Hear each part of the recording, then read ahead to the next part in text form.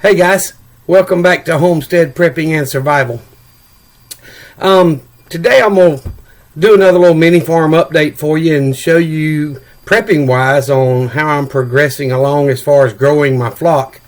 If you've seen the other videos, you know I've got or had 34 eggs in the incubator, and I actually just candled them, and the majority of them I could tell there were veins and, blood trails or whatever inside of it. It's the best way I could put it. But anyway, showing that there is signs that it may be a fertile egg.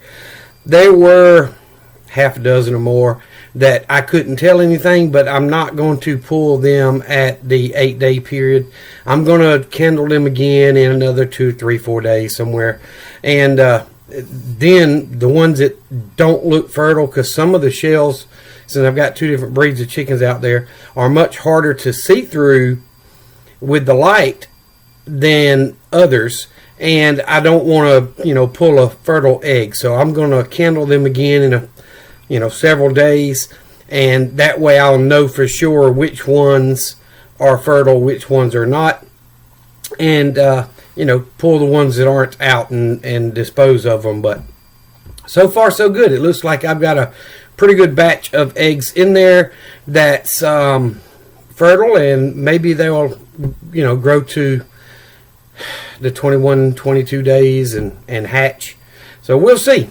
But only time will tell. I have not had a huge percentage-wise success rate with that incubator. And if you can hear it in the background, it's beeping right now because I put the lid back on it after having it off and candling those eggs, and the alarm's going off, temp drop and humidity drop and so on. So it'll catch up in the next 15-20 minutes and quit beeping at me. But anyway, looks like I'm going to have a pretty decent amount of fertile eggs. We'll just see if they make it. So those of you that have used incubators in the past and hatched eggs and things that know more about it than I do, send me a message and let me know, why do some incubators have the eggs that lay down and it rolls them every 2 hours, and why do some stand them up? So my incubator that I've got in there is the one that holds the egg and it stands up. It will not fit in the holder laying down. It's made to hold it standing up.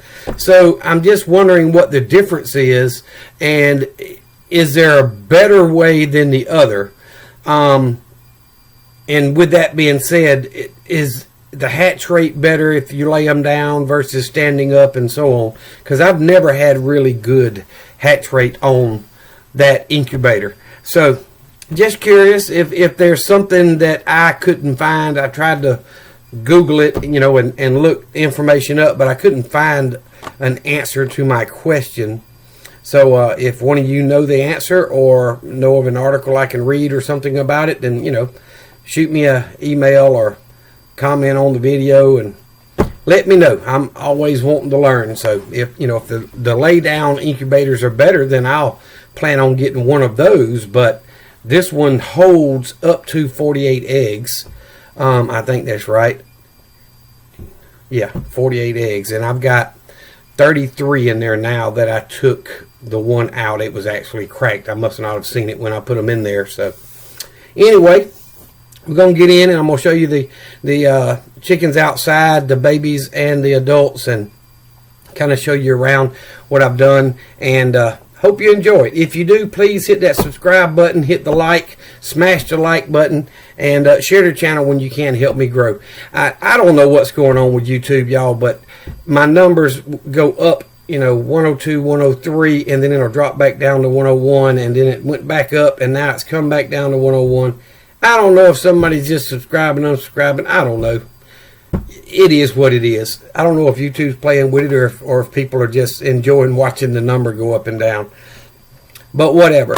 I'm trying to help other people prep and learn to prep. And if there's something that y'all want to see specifically, I know I've covered a lot of things in my older videos, but I'll be doing videos on those topics again. Maybe I can clarify something or cover part of it that I might have missed the first time. So y'all let me know. Y'all, I do appreciate it. Thank y'all very much. Enjoy the video.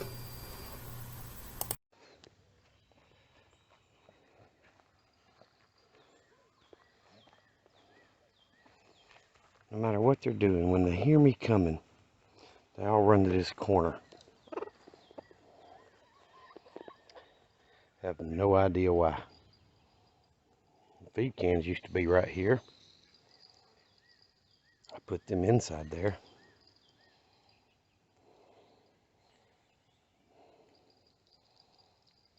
The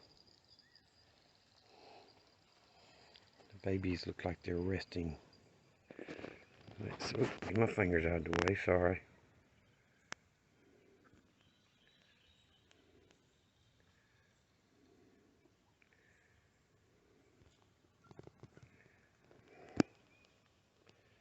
Got one hen up in the nest box back there, probably laying.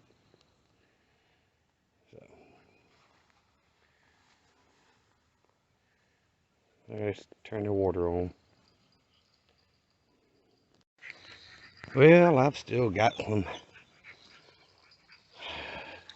around the edges and stuff to go, but waiting on my chainsaws to come back so I can cut more limbs, and I hope I don't have the same guy look at my weed eater because I can't get it to stay running.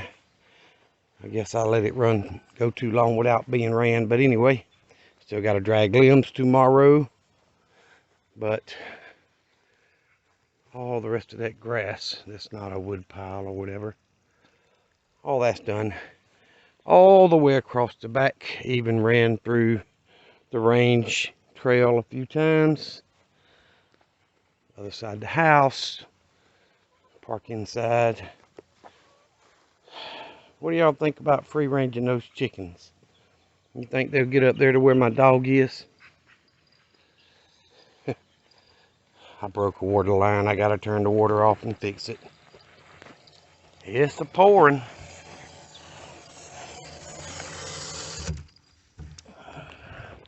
But I knew it would.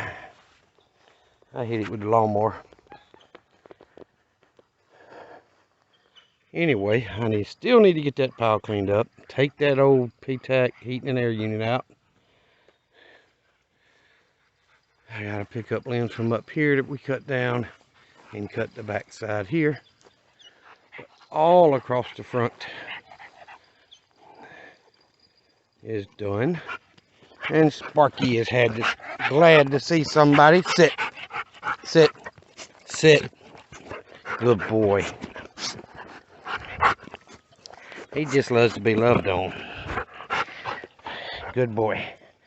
I get your nose, you just slobbering all over me. But anyway, all that looks good. I'm gonna walk across. Boy.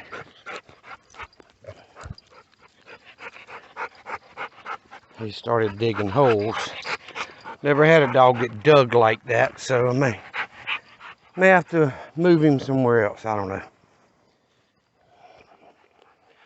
But weed eater won't crank correctly and run, so. But all that's done. I didn't cut my apple tree down or my mulberry tree. That apple tree there is still alive and going. The other mulberry tree down there did die. I plan on taking those two oaks down, or whatever they are. I'm pretty sure one of them's oak at least. And that pine tree to increase the garden size across the back there. Yep, all the way from there behind the camper and the mini barn, all the way up to, let's see, yeah, right there was garden. This is the big field part of the yard. I actually planted, I don't know, 40 or 50 trees, different type of fruit trees over here, but this ground is such hard clay, even though we dug huge holes and put half a bag, sometimes a whole bag of good mulch and soil in there. After 2 years, they just started dying off, and Nothing seemed to survive except for those 2 apple trees and that mulberry tree. So I got an old pine tree down here that fell I got to clean up. But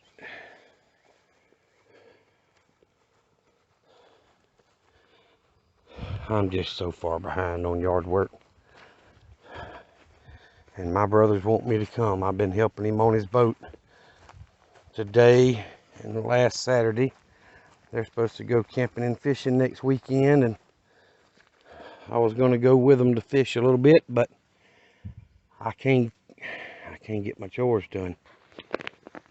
So I don't know what y'all think.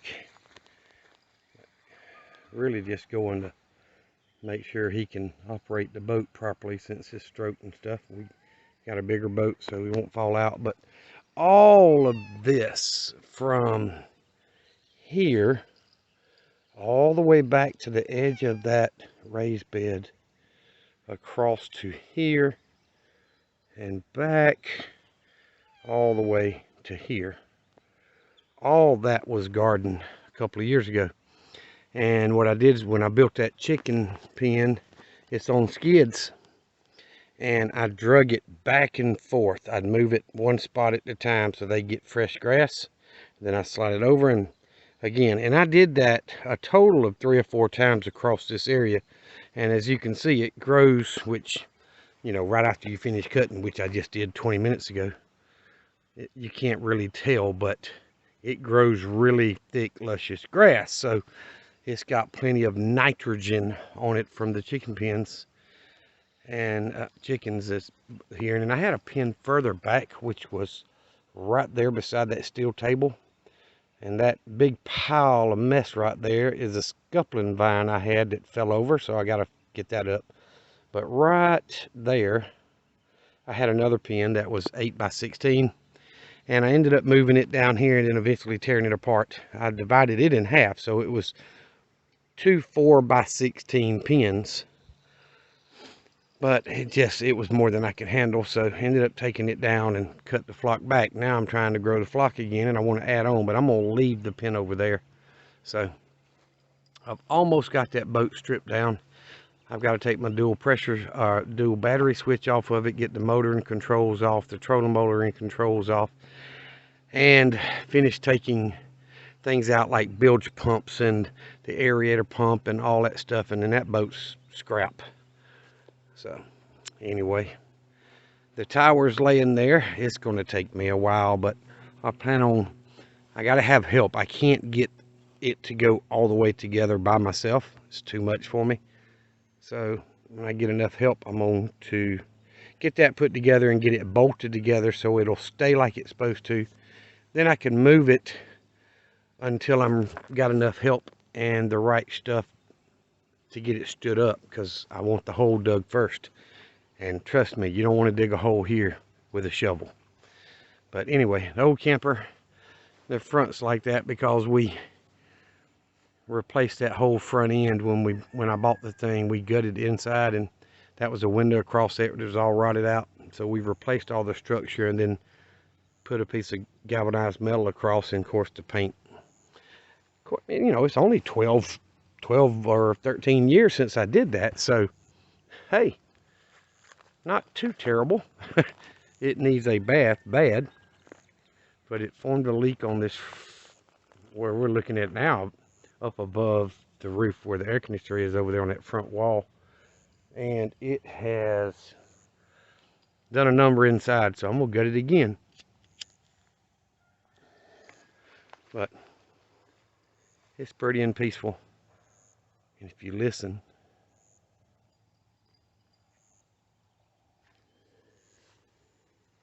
he quit, but you can hear the neighbor's rooster crowing across those woods over there. And there's old Sweet Pea, follows me everywhere. I don't know if y'all heard that rooster crow then, but so I've got to get all this stuff finished, serviced, and cleaned up and working like it should. I got to get the edge built around this play area again so I can get these old batteries stacked up out of the way and get some either pea gravel or more pine bark in here. whichever I can get. Timer's put up. Y'all, there's more projects than I can do. Y'all need to come on.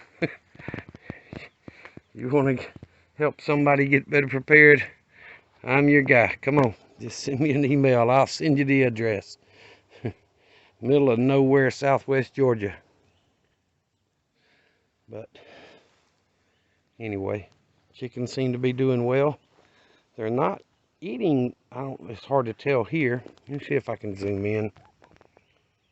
But that grass is, 6-8 inches long. It's not real thick, but it's tall. They're not eating it all right down the middle. They're around the edge, and over here they're doing well, but I'll throw a handful in there that I pull from out here. They'll eat every drop.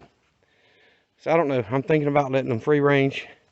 It'll help cut down on insects because they eat any insect they can catch. And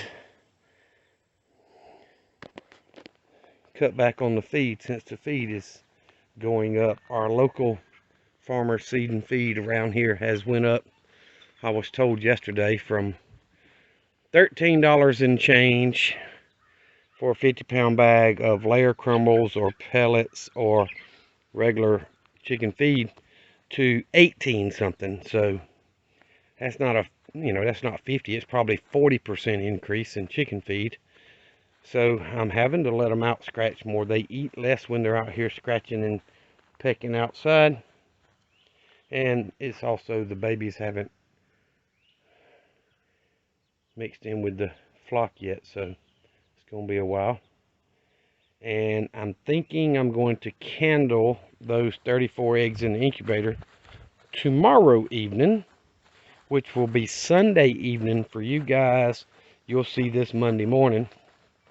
But look, I know I got poison ivy in there, so I'm not fooling with anything till I get gloves and long sleeves and all. But this freaking privy and the weeds have come up in these raised beds, and this was, you can't see them, but there's tires there stacked up and the soil put inside, and then the raised bed starts. So these are outside the raised bed, but these roses is still managing to do really well.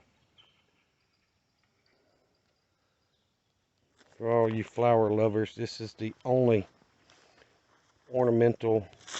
There's a rose way back up in there. One that I've got on purpose. My ex-friend, she planted this thing, and I wasn't big on flowers, but I've kind of changed my attitude toward that now.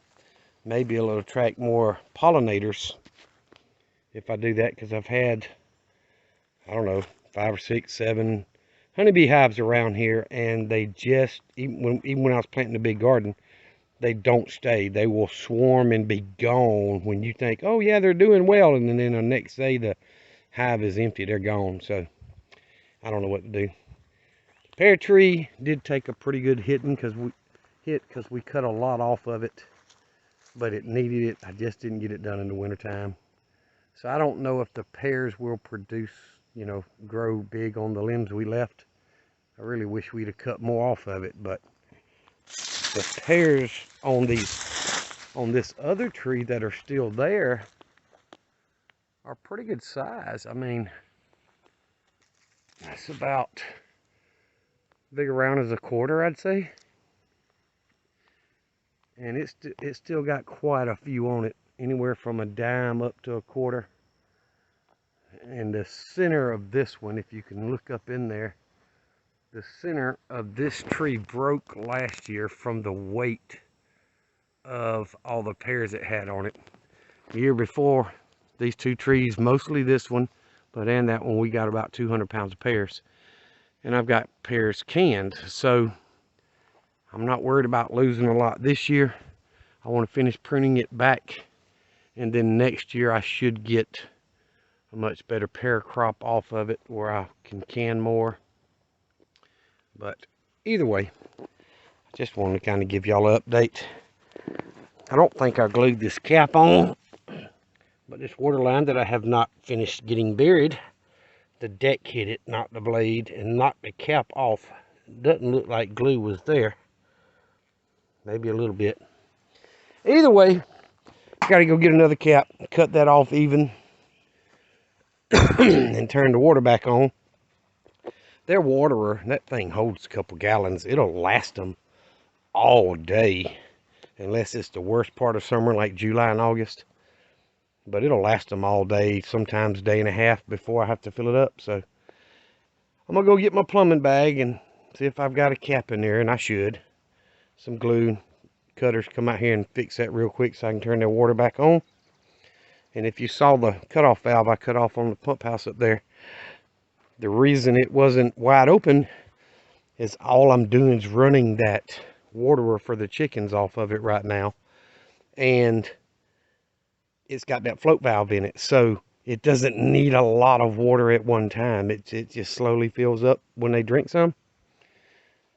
So I've got to get it buried, but there's no need to have that valve wide open just in case a pipe does break. Like today, I hit it with the mower. It didn't shoot out 17 feet, you know. So anyway, I finally got the grass cut. It looks really good. I don't know how it looks on camera.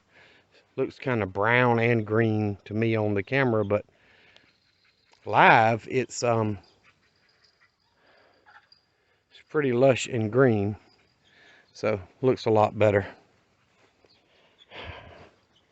I ain't even thought about starting on that camper to rebuild it. Might hook to it and move it back behind the mini barn. I don't know, but I got to clean that bush mess up too. Well, y'all have a great week. I know this is coming out Monday morning. I've got, what, 15 minutes of me rambling and walking around showing y'all this. I'm thinking of calling the county. It's fixing a storm here. It's forecasted to. If y'all can see those clouds coming. But thinking of calling the county and having them take that cedar tree down right there on the left. It's been dead a couple of years. And I just don't want to have to do it. It's on the right of way. The guy told me they would if I called. But this pine tree right here, y'all see it's got that big wound in it. But that tree is 2 to 3 times as big around as I am, and I'm a fat boy, y'all know that. But all of 193 pounds of me. But that tree is what worries me, because let me zoom back out. It's tall enough that if it falls straight back toward the house, it will definitely hit my house. Now it'd be the top part of it, so it'd be all those limbs that come off of it that hit the house, so it'd probably do some pretty major damage. And my bedroom's right inside that wall right there, so that would be in my bedroom. And not to mention it'd take out all 10 of my solar panels, CB antenna, that's the controllable camera where you can turn it and zoom it. I can do that with my phone. I can zoom in. My sister actually doesn't live on a lot across from me. She lives in the next one. And about 300 yards from her front porch to my house. And I can turn and zoom in on her front door. And if she held up one finger, whichever one she held up, I could tell her which finger she held up by zooming in with that camera right there. So I'm actually planning on moving it also from there to the tower when I stand it up, and raise it up about 5 to 10 more feet, just so I can see better around the house. There's a camera on every side of the house plus that one, and that one turns 360 degrees. So anyway, for those of you that are interested and worried about security, a good camera system will pay for itself when you store as much stuff as most of us longtime preppers do. You really need everything you can to deter people from deciding to help themselves. So that's the goal. I haven't had a problem. That was the purpose of my pit bull that died last year on that cable across the front. It's 240 feet long, that cable. I've got a cable stop on it so he can't get to the last part and tangle up in the bushes, or to the telephone pole and tangle up in it, but he can get right to it.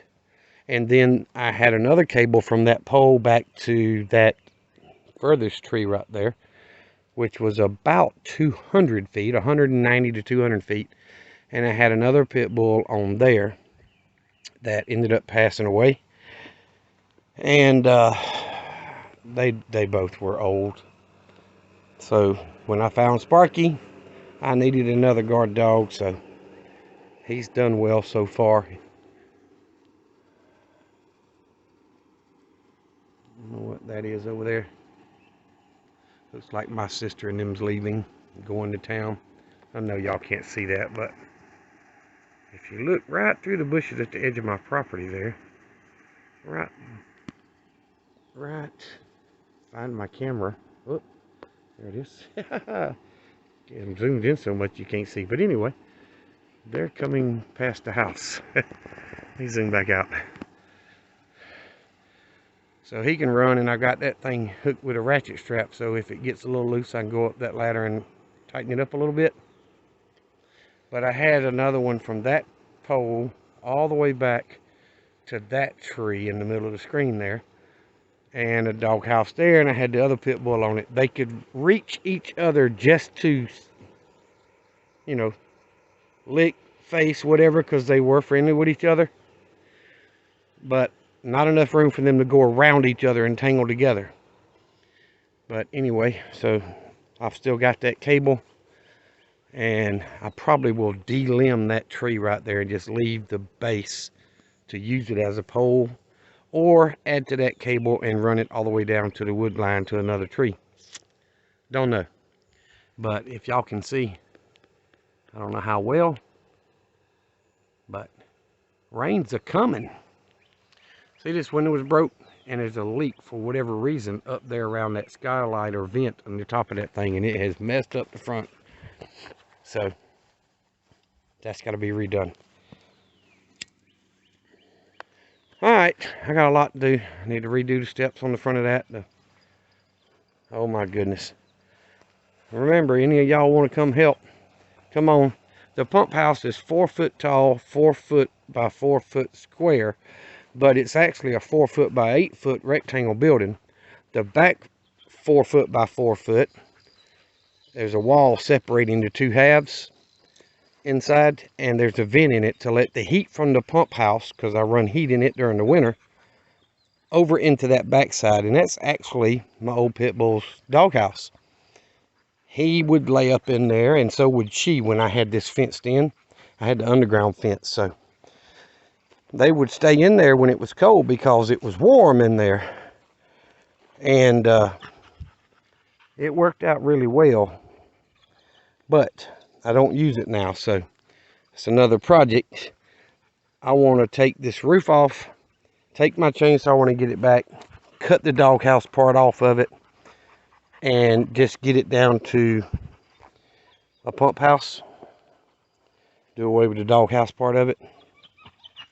Kind of upgrade it a little bit before I build this water tower.